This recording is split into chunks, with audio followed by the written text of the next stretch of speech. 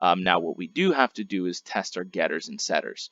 Um, just like I mentioned last time, I don't want to bore you with a bunch of typing because this video is already going to be super long.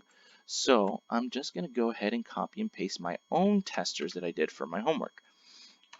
Here we go.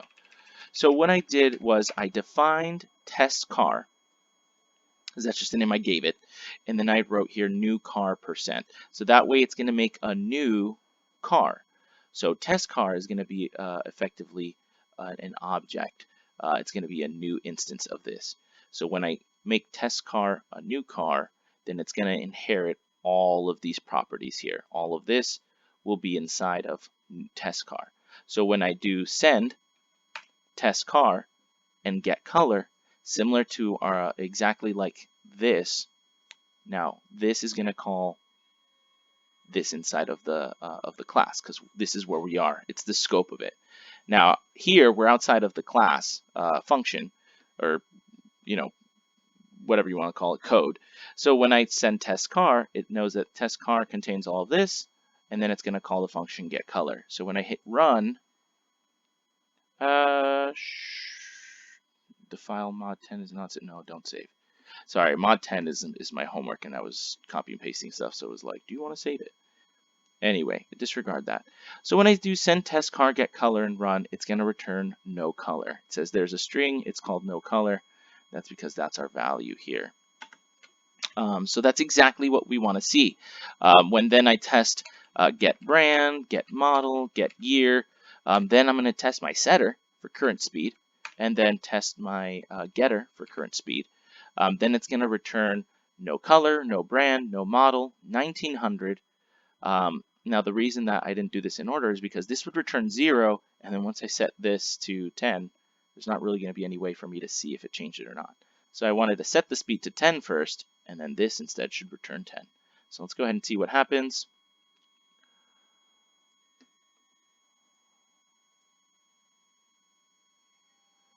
Okay, and it's thinking, there it is, no color, no brand, no model, 1910. So that means that all of these tests passed because I wanted to return the information in these fields and get them and return them. So that's what we have here. That's awesome.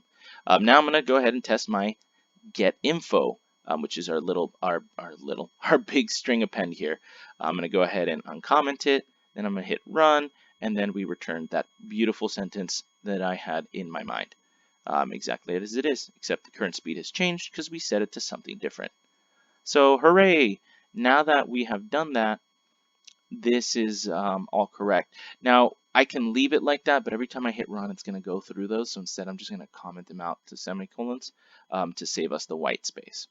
So now we get into the meat of the stuff. I'm going to go ahead and create a car subclass for Tesla and for AMC. I'm just going to go ahead and focus on the Tesla one. The AMC one's still important, but what we'll find is that a lot of it is copy-paste to save on work.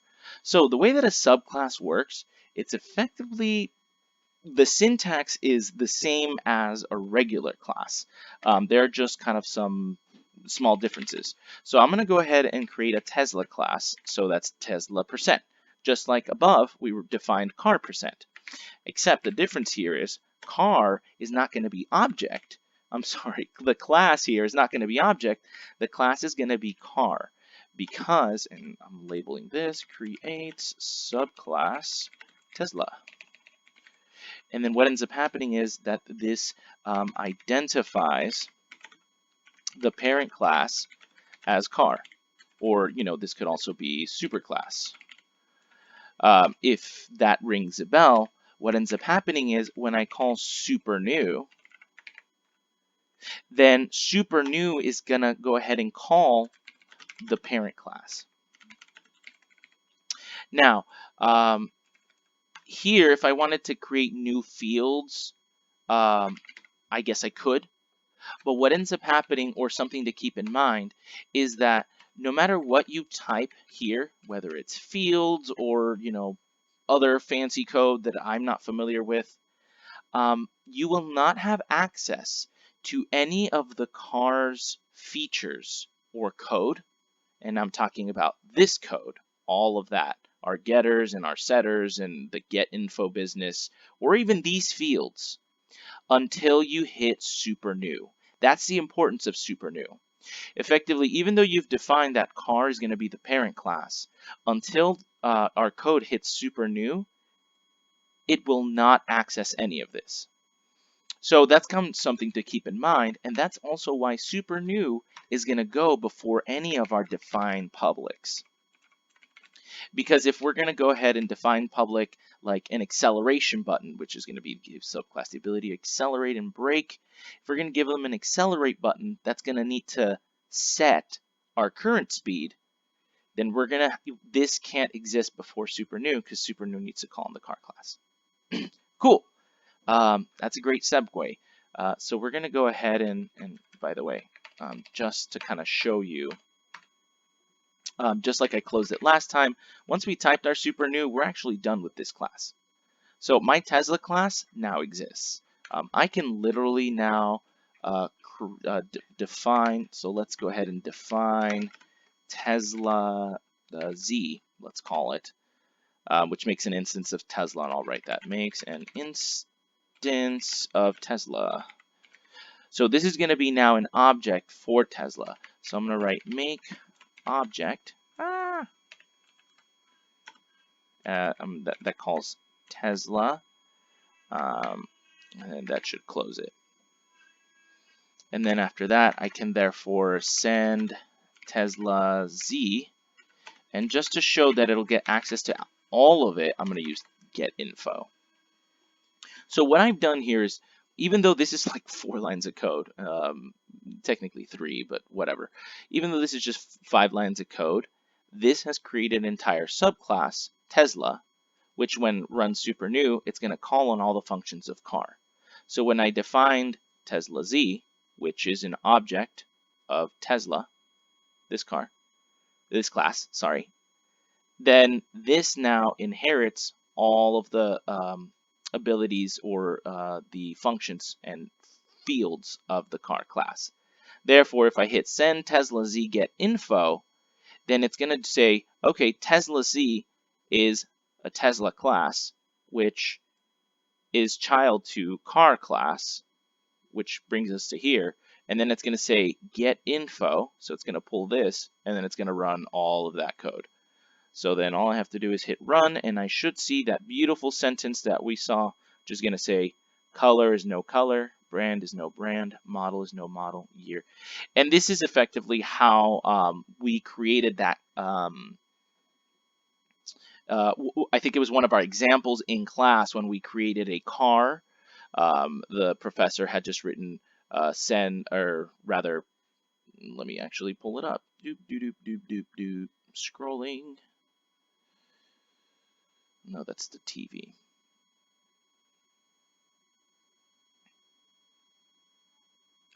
Yeah, he had created a car, and then after that he just went ahead and basically was kind of like this define, and then because he had created a bunch of setters and getters for all of the fields, then he went ahead and said, okay, now that I've created this car, so for example this Tesla we've created, then he said, okay, we're going to go ahead and send for Tesla Z, and then he said set year to 2020, and then he did same thing. He's going to send for the object again, and then he said set the whatever model to Tesla, and so forth. So he did that so that when we did get info after that, it would actually return the year as 2020, the model as Tesla, and all that. But what ends up happening is we can't do that with this example that I have. The reason is because I was being very literal with the homework, and I read, he said create getters for this, but only a setter for speed. So we don't have any setters for color or brand or model or year, so we can't change those, at least not the way that it's written here. I could effectively write a bunch of getters, but that sounds like a lot of work. So I'll get to how I solve that problem later. All that said, now you see that this is already an entire subclass. Since it's running super new, then we're calling all the functions and fields of car. So below super new, now we can go ahead and define things that are going to be specific to the Tesla. So I'm going to go ahead and now for real start with B1, which is give the subclass the ability to accelerate and to brake. And I wrote this because the homework assignment had asked that a Tesla is going to accelerate at a rate of 10 and it's going to brake at a rate of 7, where the AMC class subclass is going to accelerate at the rate of 2 and brake at the rate of 1. Again, like I mentioned, we're going to do the second subclass later. First, I'm just going to focus on the Tesla. So again, this was something that we did in class. It was just an issue of how the subclass worked, which is why my explanation on how it worked was more lengthy. So what I'm going to end up doing is I'm going to, well, I'll just type it out. So we're going to go ahead and define public, and then we're going to call I'm going to call it a shell because that's like accelerate, just so I don't have to type a lot. And then I'm going to go ahead and do this. When we accelerate, we want it to go up by 10, right? So then I'm going to write set, and then I'm going to go ahead and we're going to need, basically it's going to be set current speed to, and we're going to add 10 to the current speed. So we're going to change current speed to current speed plus 10. Now, here is the huge thing that I ran into when I was doing this on my own.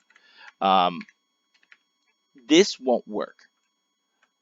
The reason is because calling a field by itself in the subclass does not work. It's out of the scope of the class of car. Basically, these fields that are inside of car can only be set or called within this class. Once we get to a subclass, and this may or may not be true of other examples, but once we got to a subclass, I found that I couldn't just like willy-nilly change the field current speed. So what I ended up doing was that I had to, and I'm just going to go ahead, is we're going to do send this, and then we're going to go ahead and boop, boop, boop, boop, boop, boop. And then I'm going to use my setter, set current speed. Because why am I trying to change the field current speed when we've already created a setter? So then it's going to go ahead and I don't even need to use set at all. So we're going to go ahead and call set current speed. Yeah, because that's going to set our current speed, and then that takes an argument of the new speed, which is this. Boop, boop, boop,